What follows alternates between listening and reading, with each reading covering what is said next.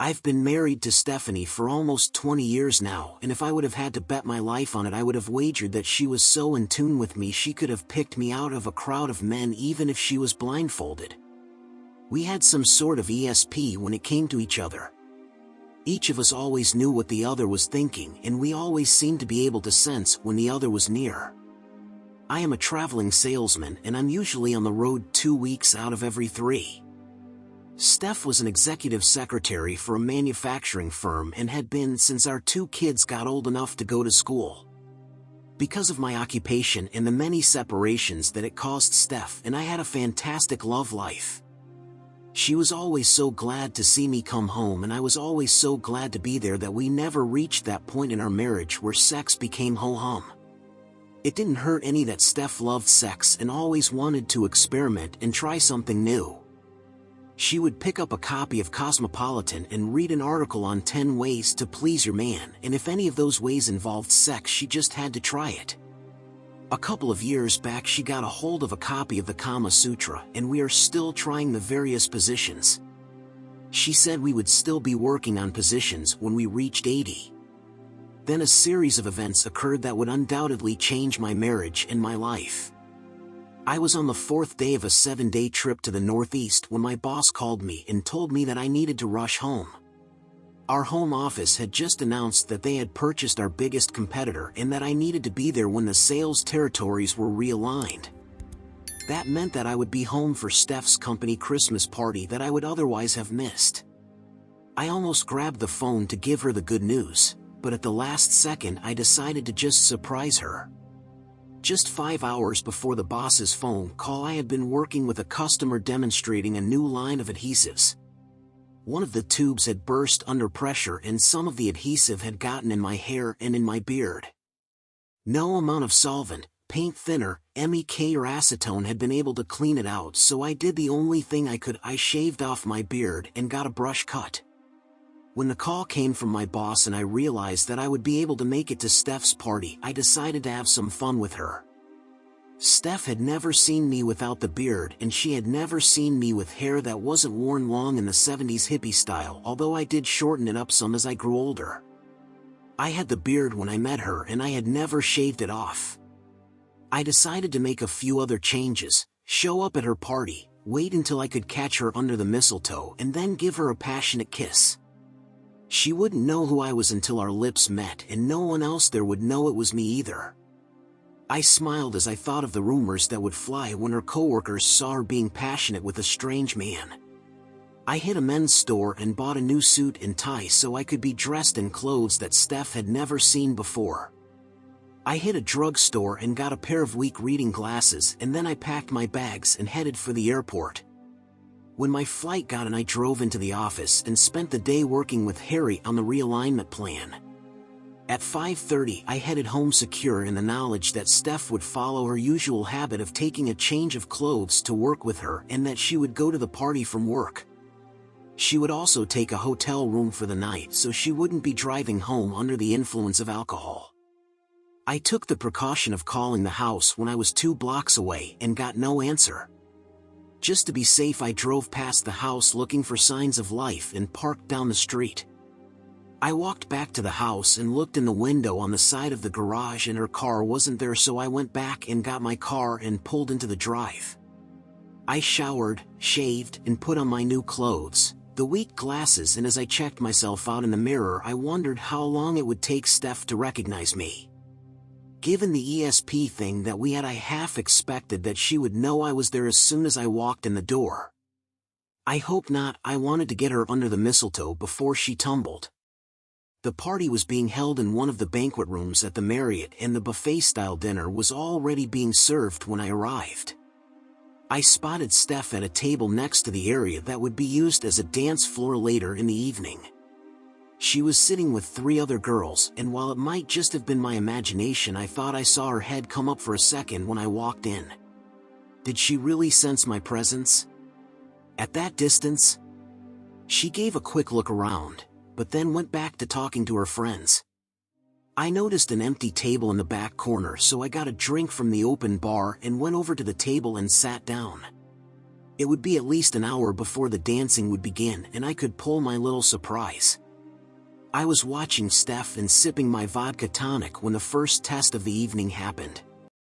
Two guys were heading for my table and I glanced around and saw that the empty chairs at my table were the only empty ones in the room. I knew both of the men. I had met them at previous company picnics and parties, but would they know me? Mind if we join you? You seem to have the only seats in the house.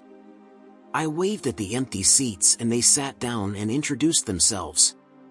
I lowered my voice to disguise it a little and told them my real first name. Tom asked me where in the company I worked, but before I could make up a lie I got my first surprise of the evening. Steph got up to go to the ladies' room and my jaw dropped. Her blouse was cut so low that her tits were almost completely on display. She was wearing the shortest skirt that I had ever seen and she had on CFMs with 5-inch heels. She looked like a street hooker trolling for business. Larry saw where I was looking. She's something, isn't she? Tom chimed in, it looks like someone might get lucky tonight. What's that mean? Her husband is out of town on business and sometimes when he isn't around she plays. From the way she's dressed tonight this just might be one of those times. What do you mean by she plays? That's the thing with Steffi, you never know. She likes to be inventive and it's rarely the same thing twice. All of a sudden I was not interested in surprising my wife. It seemed that she was going to be doing the surprising.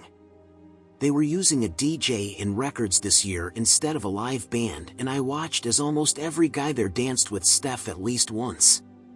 About an hour into the dancing I saw a guy hand Steph something and then I watched as she fixed it in her hair. It was a big sprig of mistletoe. He led her out onto the dance floor and then they kissed. It wasn't just a little peck on the cheek either, it was a long, hot, passionate kiss and I saw the guy's hands slide down to Steph's ass and pull her to him. Then guys started cutting in and the kisses stayed hot and steamy and there wasn't one part of Steph's body that didn't get groped. And Steph didn't do a thing, not one thing, to fight them off. Tom and Larry both got up to dance with her and Tom was dancing with her when the DJ announced a short break and Tom headed back to our table with Steph in tow. I braced myself for the confrontation, but when we were introduced, all she did was give me a funny look and say, "Have we met?" In my disguised voice I said that we hadn't. Strange. I have a strong feeling that I know you. I just shrugged and got up and went to get myself another drink. When I returned to the table Steph and Tom were kissing and Larry had his hand up her skirt. Tom and Steph broke the kiss when I sat down and Steph turned to me and said, "Are you sure we've never met?" Positive. Just then the DJ started playing music again and Steph looked at me and said, "Are you going to ask me to dance?" "Sorry, I don't dance, bad knees." "Pity," she said and she leaned toward me. "I wouldn't want you to be the only one here not to kiss me under the mistletoe." She kissed me and her tongue darted into my mouth. I waited a second and then returned the favor. Now she'll know, I thought, but when she pulled away all she did was give me a strange look and then Larry pulled her back out on the dance floor. For the next hour I watched as Steph did almost everything on the dance floor except an actual sex act. She kept glancing over at me and any minute I expected to see a light bulb come on over her head. As the party began to wind down Steph left the dance floor and came over to my table. "We're going to take the party upstairs to room 921. You're invited." Knock 3 times and she walked away. I was torn between going up to the room and going home to wait for her, but curiosity finally won out and after having several cups of coffee in the hotel's 24-hour coffee shop I headed for room 921. I knocked 3 times and the door was opened by Larry. "Come on in and take a number." The door closed behind me and all of my attention was captured by what was taking place on the bed. Steph was riding up and down on a cock while another man was stuffing his cock in her mouth. There were 5 other men standing around, stroking their cocks and either waiting for their turn or for seconds. Tom walked up to me. "I told you she was something, didn't I? If I was her old man there ain't no way in hell I'd ever go off and leave her alone." I just stood there and watched as cock after cock pumped sperm into every hole that Steph had. Things started to slow down as guys dressed and began to leave. Steph glanced over at me and noticed that I was still standing there fully dressed. She frowned and then made a come here gesture with her hand. Come on over here, mystery man. I know you from somewhere and I think I'd like to get to know you a little better. She rolled onto her back, spread her legs and arms and said, come on honey.